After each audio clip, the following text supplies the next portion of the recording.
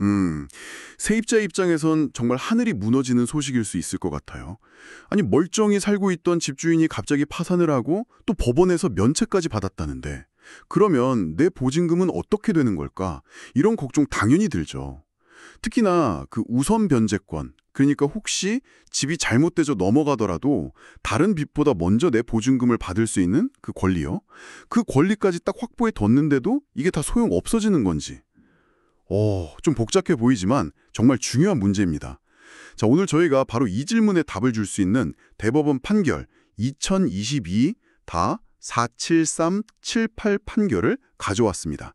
임대인이 개인 파산을 해서 면책을 받았을 때 그게 세입자의 보증금 반환 요구 권리, 특히 우선 변제권이 있는 부분에 어떤 영향을 미치는지 그 핵심을 한번 파헤쳐 보겠습니다. 오늘 분석은 해당 대법원 판결 요약 자료를 기반으로 하고 있습니다. 네, 우선 그 법의 기본 원칙부터 좀 짚어봐야 할 것 같아요.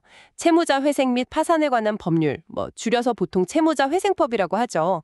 그 법 제566조를 보면 법원에서 면책 결정을 내리면 채무자는 기본적으로 파산 절차상의 채권자들한테 빚 갚을 책임에서 벗어나게 됩니다. 물론 이제 법에서 딱 정해놓은 몇 가지 아주 예외적인 청구권들은 제외하고요. 네네. 그런데 여기서 진짜 좀 의외인 점이 나오는 거죠. 법에서 면체가 안 되는 그 예외적인 빚들 목록을 쭉 정해놨는데 우리가 보통 생각하는 거 있잖아요. 주택임대차 보호법상 대항력이랑 확정일자 갖춘 거.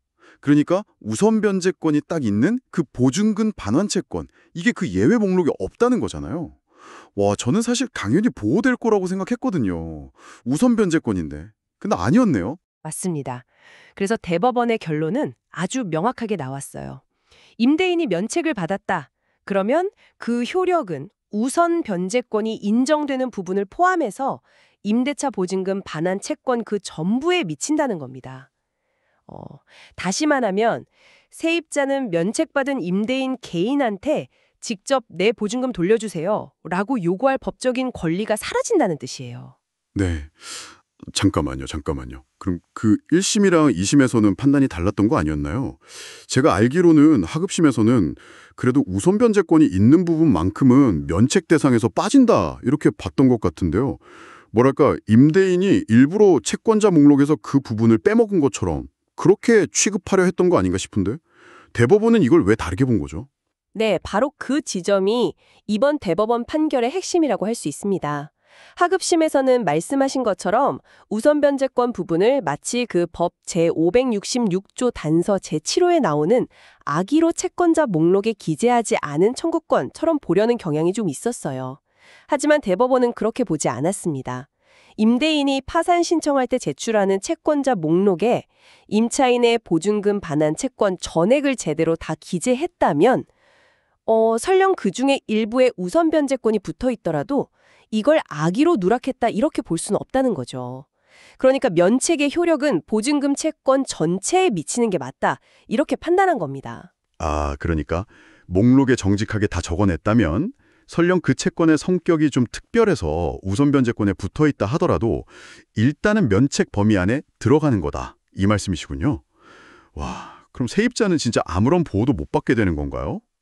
이게 좀 너무 혼란스러운데요? 여기서 아주 중요한 법리적인 구분이 필요합니다. 여기서 많이들 헷갈려 하시는데요. 면책으로 소멸하는 건 임대인 개인에 대한 채권이에요. 그러니까 그 사람한테 직접 돈 내놓으라고 청구할 수 있는 권리, 이게 없어지는 겁니다. 하지만 세입자가 그 주택이라는 물건 자체에 대해서 가지고 있는 우선 변제권, 이건 사라지지 않습니다. 뭐랄까, 법적으로는 인적 책임은 면제가 되지만 그 물건에 대한 책임, 즉 물적 책임에 기반한 권리는 그대로 남는다고 볼 수 있는 거죠. 비유하자면 빚 자체만 사라졌는데 그 빚 때문에 잡아놓은 담보는 여전히 유효한 거랑 좀 비슷한 상황이라고 할까요? 아, 그렇군요. 와, 이게 완전히 다른 차원의 이야기네요. 그러니까 집주인 개인한테 찾아가서 돈 주세요 할 수는 없게 됐지만 만약에 그 집이 팔리게 된다면 그 팔린 돈에서는 내 순위에 따라서 우선적으로 보증금을 받아갈 권리, 그건 그대로 살아있다는 말씀이시죠? 네, 정확합니다. 바로 그겁니다. 만약에 임대차 목적물인 그 주택이 경매나 공매 같은 절차로 매각, 그러니까 환가된다고 하죠.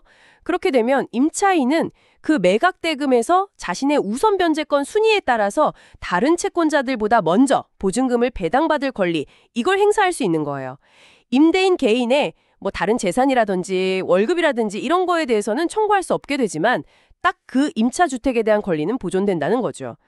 이게 어떻게 보면 채무자의 새 출발을 돕는 면책제도의 취지하고 또 담보권 같은 특정 재산에 대한 권리자의 이익보호 사이에서 법이 찾으려는 어떤 균형점이라고 할 수 있겠습니다. 자, 그럼 오늘 살펴본 내용 한번 정리를 해보겠습니다.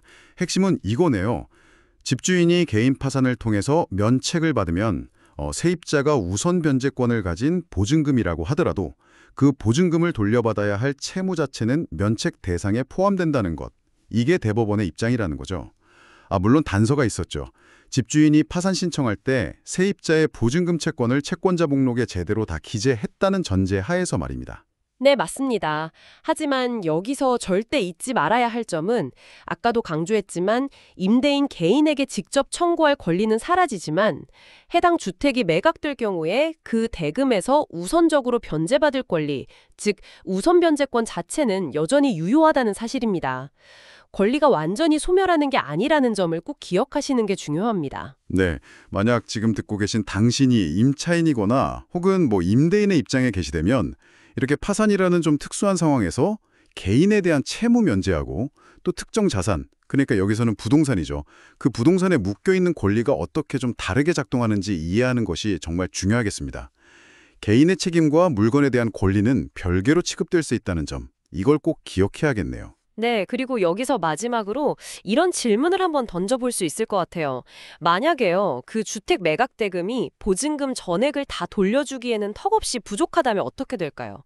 임대인 개인에 대한 청구권은 이미 면책으로 소멸해버린 상태인데 과연 현재 이런 법 체계가 이런 상황에 처한 임차인을 충분히 보호하고 있다고 우리가 말할 수 있을까요? 아니면 이게 어쩔 수 없이 채무자에게 재기의 기회를 주려는 파산 및 면책 제도의 어떤 불가피한 한계인 걸까요? 이건 한번 좀 깊이 생각해 볼 문제가 아닌가 싶습니다.